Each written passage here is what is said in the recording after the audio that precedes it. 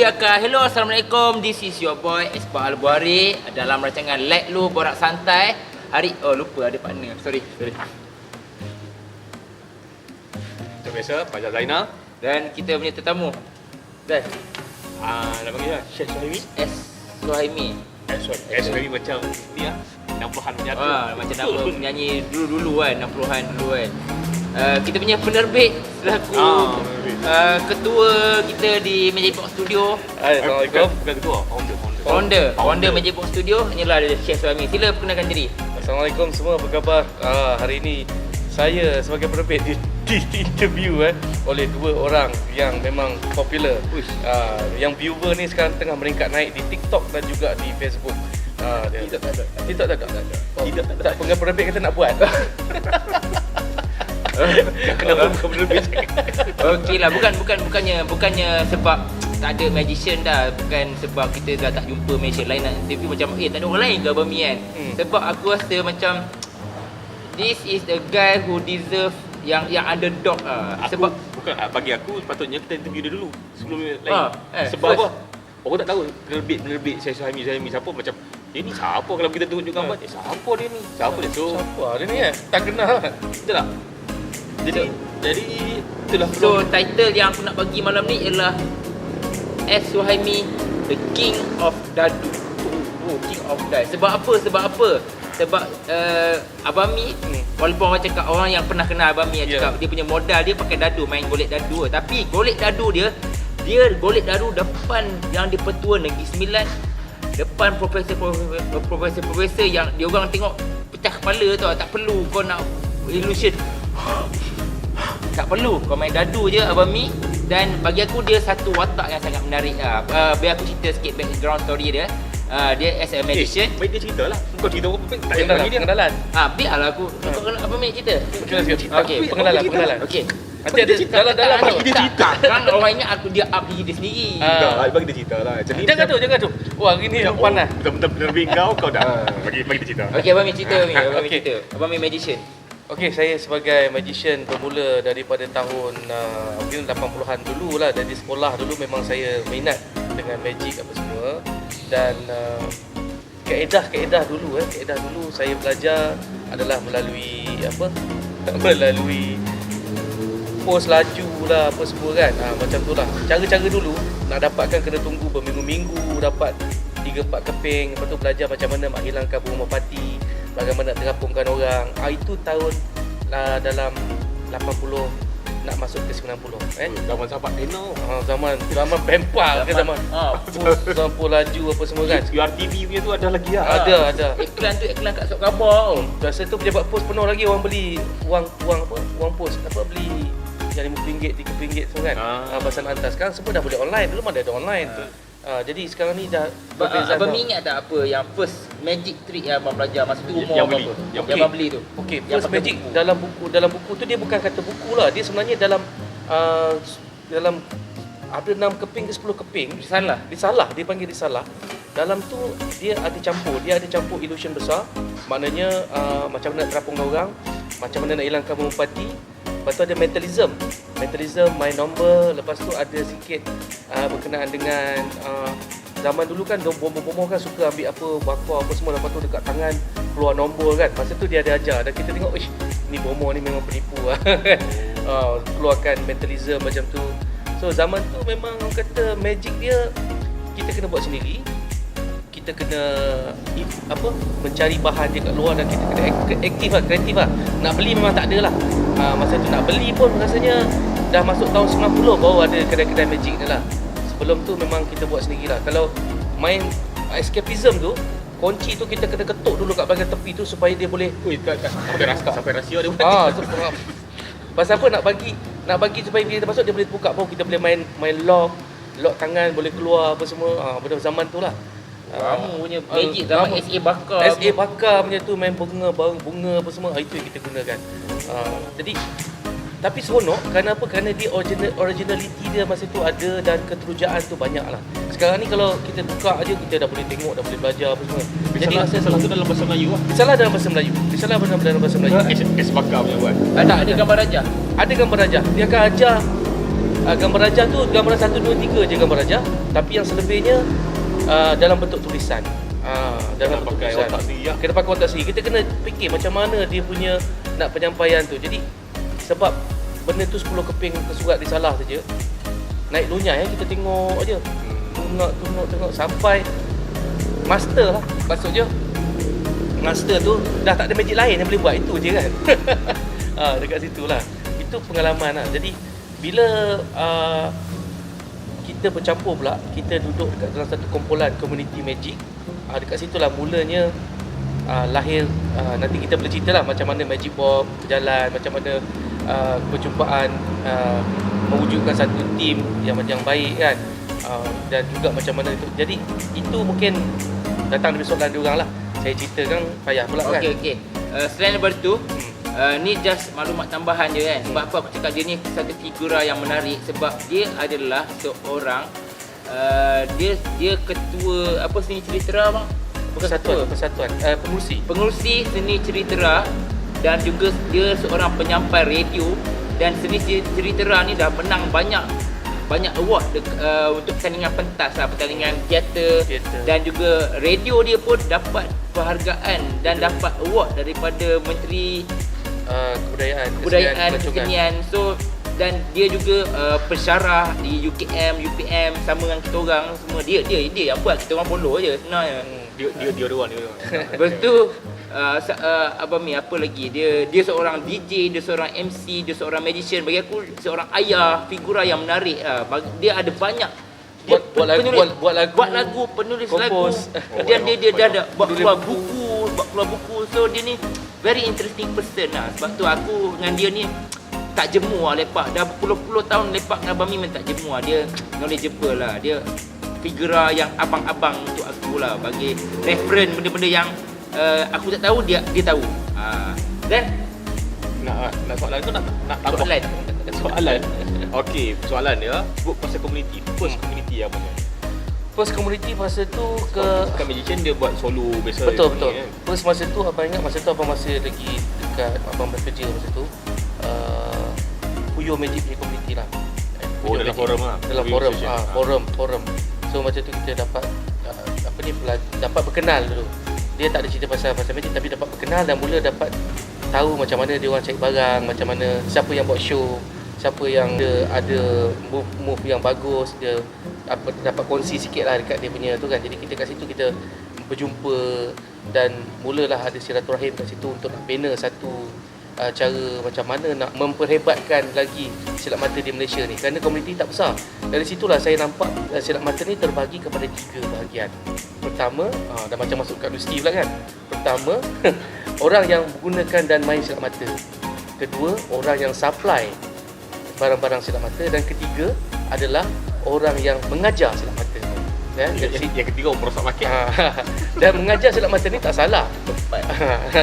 Reveal magic tu pengajar kot? Bukan pengajar. Pengajar dia kalau reveal tu dia tak ajar, dia tunjuk saja, dia bocor rahsia. Ajar magic ni kita daripada orang tak tahu, daripada kita kena, sebab bila kita cakap kita ajar orang magic, kita tak dapat lari daripada 3 perkara juga, iaitu kognitif, efektif dan psikomotor orang tu sendiri. Bagaimana kita nak membina seseorang tu daripada tak boleh perform, daripada tak boleh bercakap, daripada tak boleh membuat satu tindakan, tetapi dia boleh memberikan satu kesan wow kepada orang di luar sana. Jadi ini yang saya ambil itu sebagai untuk mewujudkan satu kursus di universiti. Mulanya dia begitu. Mulanya begitu. Ingat orang ingat apalah orang tua dia orang diri kan. Aku tahu. Okey, macam mana boleh tertubuhnya Magic Box Studio dan siapa yang ada dalam Magic Box Studio ni? Okey, Magic Box Studio ni okey, founder dia saya lah, Magic Box Studio, dengan Iwan Rahman. Pada masa tu baru Iwan. Siapa nama Iwan? Iwan. Lepas tu inilah orang kanan saya, guru besar, pengetua, semuanya dia lah, Espak Abari, dan juga saya punya advisor, consultant semua adalah Faizal kan. Jadi kita bergerak lama lah. Kita bergerak dah lama, lebih 10 tahun. Okey, sebut pasal Magic Box.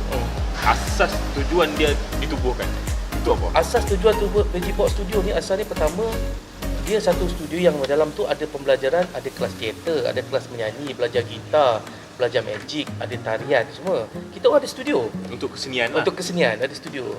Dan kita orang ada studio, ada semua dia orang buat guna. Tapi tak lama sebab kita COVID apa semua, sebelum COVID juga, tapi kita beralih kerana zaman tu berubah, IT dengan apa semua, jadi orang tak perlukan satu tempat sebenarnya, orang boleh buat ke mana-mana saja. So sebab tu kita pergi sekarang ada kelas, macam ada kelas kita pergi. Jadi kita mencari, kalau kita pergi ke universiti contohnya di sekolah, sebab abang bermula mengajar magic bukan di universiti tau, abang mula di kanak-kanak house dan juga sekolah-sekolah tadika. Abang dah mula sebelum masuk ke universiti, maknanya 9 tahun sebelum tu abang dah mula mengajar di tadika, di kanak-kanak house, di apa semua. Kita buat show, kita buat mengajar. Jadi everything dalam tu menjadi satu modul. Modul tu lepas tu kita kembangkan dan kita baru kita bawa pergi kepada yang tadi management, kepada universiti lah kan. Dan itu pun bukannya makan 4 hari, 2 tahun. 2 tahun di plan kan semua, everything semua tu. Tahun saya ingat, abang ingat lagi abang buat show dekat S-Park. Masa tu Convo di UKM kan. Kita orang buat apa semua, dan bila dapat kepercayaan tu, prop tu cakap okey, hantar kertas kerja. Maknanya itu pada tu 2014. Sekarang ni dah 2022. 2016 baru masuk ke universiti UKM, dan selepas 2 tahun lepas tu baru masuk ke UPM. UPM pun ambil masa 2 tahun juga. Maknanya syllabus yang kita buat ni bukan syllabus yang kita makan semalam minggu boleh tak? Tidak. Benda ni dah dilalui, dah ditrain, dah dikena pasti, memang boleh berjaya. Siapa yang ikut dalam dia punya tu memang boleh perform. Dari segi apa? Dari segi akademik. Maknanya yang meluluskan modul ni adalah Senat. Senat tau. Senat tengok modul tu okey, ada semua everything, elemen-elemen pembelajaran, pembangunan, kemahiran insaniah, apa semua ada semua dalam tu. Enterprising apa semua ada, barulah dia luluskan. Maknanya bukannya you suka-suka boleh buat modul sendiri, tidak. Sebab tu benda ni dah berjalan 8 tahun, dah masuk, kalau ni dah 8 tahun di UKM, dan UPM dah masuk tahun ke-6 lah. Tahun ke-6, 2 tahun ke belakang. Okey bang, apa harapan abang? Dah harapan. Dah habis dah. Mentor tak ni? Dia punya ikon. Oh, belum lagi. Abang Mi punya idola Magician. masa abang Mi start tu. Start dulu Abang Mi kenal 2 saja. Masa tu Houdini dengan David Copperfield. Masa tu Abang Mi kenal tu 2 yang dulu Lepas tu barulah pergi pada magician lain. Sebab Baru nak SA Bakar. baru SA Bakar, baru apa. SA Bakar tu memang kita dah tahu, tapi sebelum tu kita kenal juga dengan Mak Sentul apa semua. Tapi taklah orang kata bagi cara tu kan. Tapi kita tengoklah dia punya daripada pembacaan dan daripada situ lah. Okay, so abang punya idola lah. Kau ada soalan lagi? Sebab kita abang Mi ni borak memang tak habis kan. So kita tak nak panjang sangat kalau boleh kan. Soalan aku jadi panjang lah. Apa dia? Takut ke? For me, satu yang kau punya kata apa ni? Figura yang ni. Okey. Macam aku belajar magic banyak slide. Aku minat slide orang kan. Tapi aku tak pernah buat. Tak pernah ikut, melainkan dekat orang tu dah aku tunjuk. Tapi Abang Mi, kita boleh kata magic macam die. Boleh kau steal dengan yang tu dia masuk dapat job, yang tu dia dapat projek UKM apa semua Kelas. benda-benda kecil. So kalau kau belajar, walaupun kau rasa buat benda kecil, kalau kau rasa minat, So point kau tu tak perlu kau gempak sangat magic tu kan. Tak perlu magic yang kau kena bawa. Ni kena bawa illusion ni nak kau jumpa orang ni. Tapi Abang Mi modal dia barang-barang yang simple. Boleh tak Abang Mi explain macam mana abang ada keyakinan yang macam tu? Okay. Macam aku tak confident. Aku kalau ni ambitious lah. Ambitious ke tu kat Monte ke kan. Nampak lah. Paling kau dia akan bawa gimmick satu apa gimmick deck ke kan. Yang ada gimmick punya kan, bawa macam wow gila babi punya. Tapi Abang Mi tak perlu. Apa pendekatan yang Abang Mi bawa sebenarnya? Okey, bila kita buat kita pasal tak mata ni. Pertama yang kita pastikan orang tu memang dia nak sesuatu daripada kita lah, sebab nak amaze sesuatu. Dan benda tu benda yang mesti yang simple dan juga ada kaitan dengan dia. Seorang kalau kita bagi kad dia tak biasa kad. Seorang, tapi kalau katakan dice kan, zaman kecil-kecil tu main dam-dadu, main apa semua benda tu dia faham. Dia dekat. Dan benda tu bila tu dia boleh tengok, dia boleh examination, dia boleh check. Jadi benda-benda macam tu Kalau kita kata buat stage besar apa semua, orang nak check susah apa semua. Jadi benda okey, saya bagikan you check. Dia boleh tengok puas hati dengan depan mata dia, everything dia good apa semua cantik, dan dia boleh serahkan balik. Jadi situ attract kita dengan dia dah ada dua kontak yang baik. Yang baik. Dan lepas tu baru kita pergi kepada percakapan apa semua, keyakinan mata, follow everything. Padahal kalau di stage kita tak ada bagi orang examine kita punya barang-barang, tali pun kita takkan bagi apa semua, kecuali tali-tali yang bukan gimmick lah kan, tapi kita boleh bagi.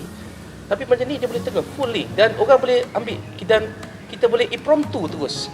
Itu kuasa dekat situ, yakin dekat situ. Sekarang kalau kita buat kad, orang kata kad ni ada sakti, tapi pada abang dadu ke ring ke yang tali ke ABC, pada abang yang gunakan tu lebih visualize. Dan pertama dia visual, benda yang visual. Jadi kita kena yakin yang kita buat. Kalau kita kat situ abang boleh bagi 150 keyakinan, orang yang tengok pastilah gitu. Sebenarnya yakinlah kalau kita boleh buat without fail 100%, orang akan amazed. Walaupun orang tak terfikir masa tu, kemudian dia tahu, tapi dia akan amazed. Dia tak boleh buat macam kita buat. Sebab apa? Sebab kita memang dah control dia. Itu keyakinan yang abang ada kat situ lah. Sebab tu bila abang tunjuk dekat, macam contoh depan sultan kita buat. Sultan kita ada protokol tau. Bukan kita boleh pergi-pergi macam tu, tapi sebab ada menggunakan peralatan, kita boleh suruh dia tengok, tuanku boleh tengok tak, tuanku boleh pegang dan dia boleh touch dengan kita, dia boleh tengok dekat, kita boleh rapat dengan dia, gunakan angle. Itu yang menyebabkan body language kita dengan keyakinan kita, dengan suara kita cakap terus direct kat telinga dia apa semua, dia amazed.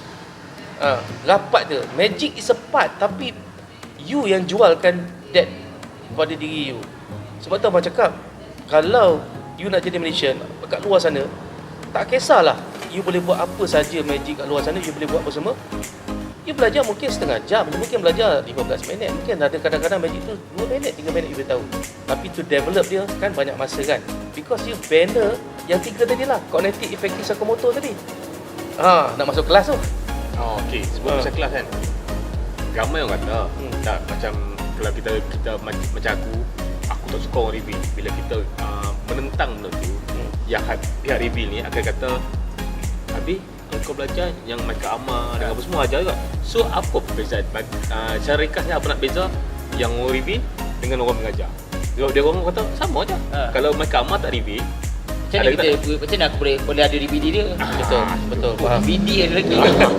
Okey, faham. Paling simple beginilah. Apabila kita pergi ke sekolah, kita pergi belajar ke sekolah, dia macam kita cakap, dia pergi ke sekolah, dia akan belajar satu adab. Adab belajar tu, kita mengenali daripada mana kita dapat ilmu ni, sanad dia siapa dia, daripada apa semua, dan baru kita siapa magic ni asal daripada mana, siapa yang mulakan, dia kembangkan, dia tunjuk apa benda dia buat. Kalau kita pergi buat review, mungkin kita ambil saja, kita review sajalah, kita buka je kotak tu dan cerita. Tapi ni kita tahu ni daripada siapa dan pernah dipopularkan oleh siapa yang pernah develop benda ni dan masukkan unsur-unsur lain dalam tu. Benda tu yang kita dah belajar, dan kemudian teknik yang dia ajar dengan reveal ni tak sama. Sebab bila belajar, dia akan ambil A sampai Z. Bagaimana angle semua. Reveal tak. Reveal hanya sama ada mata atau 2-3 kamera, itu saja. Sebab dia nak tunjukkan how it work, how it effect. Tapi kalau belajar tidak. Effect satu hal, amaze orang macam hal, bagaimana nak dengar penonton lain hal, bagaimana you nak tambah ni masuk dengan rutin lain satu hal, bagaimana you nak buat cover lain hal.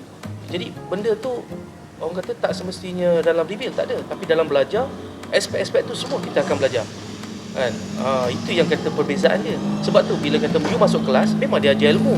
Macam masuk silat, you boleh tengok di YouTube tumbuk-tumbuk, tapi buah dia cikgu yang ajar. Macam mana buah dia tu yang betul, nak kilas dia macam mana, nak kunci dia macam mana. Beza dia. Okay, thank you Bami. Ada tak sebelum tu kata-kata akhir, maybe pesanan kepada Malaysia baru ke, ataupun Malaysia lama ke, ataupun Malaysia ke, daripada Bami sendiri, pesanan untuk kawan-kawan Malaysia kita? Okay, pertama kita jangan give up lah. Abang passion dengan magic ni daripada abang sekolah dulu. Maksudnya mak abang ingatkan abang belajar dalam bilik. Sebenarnya abang tak belajar. Abang belajar macam mana hilang Kak Arnab. Dan dari situ, daripada tu abang tingkatan 2, tingkatan 3 dah belajar magic tau. Duduk dalam bilik ingatkan belajar. Tak belajar, buat magic. Tapi passion tu abang boleh bawa sampai mengajar ke universiti. So kalau you orang baru, apa yang you percaya, you teruskan. Mungkin ada dia punya ruang dia dekat situ. Dan satu lagi, tak kira lah apa yang you pelajari apa semua, you hormati orang punya apa nama tu efek, hormati dan Karya. sebut karya orang. You kena bagi kredit lah, you kena bagi kredit dekat dia sekurang-kurangnya daripada mana. Jangan you ambil, you buat, you tunjuk, you buat, compile-kan jadikan buku jadi apa semua, you kena pastikan ada kredit. Kerana ilmu tu tak datang daripada jatuh daripada langit. Ilmu tu tak jatuh, ilmu tu mesti ada daripada orang lain. Kerana kita duduk dalam dunia yang ada berkaitan kan. Jadi benda-benda macam tu sebenarnya abang cakap ni adab. Siapa nak terasa pada abang tak kisah, pasal itu adab belajar kan.